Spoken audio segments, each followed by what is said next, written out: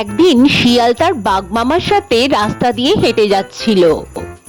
ভাগ্নে, দেখো প্যান্ডেল, দেখে মনে হচ্ছে বিয়ে বাড়ি। আমার খুব খিদে পেয়েছে, চলো আমরা আত্মীয় সেজে এখানে খেয়ে নিই। ঠিক বলেছো মামা, আমারও খুব খিদে পেয়েছে, চলো খাওয়া যাক।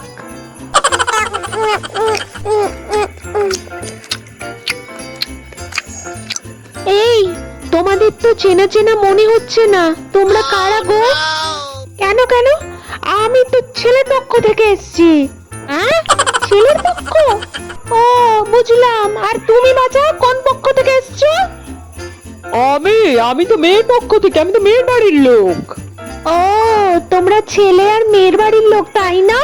কিন্তু এটা তো জন্মদিন বাড়ি, বুঝলে? পচা পটলা, আয় বাদ দুটোকে বাদ। Run.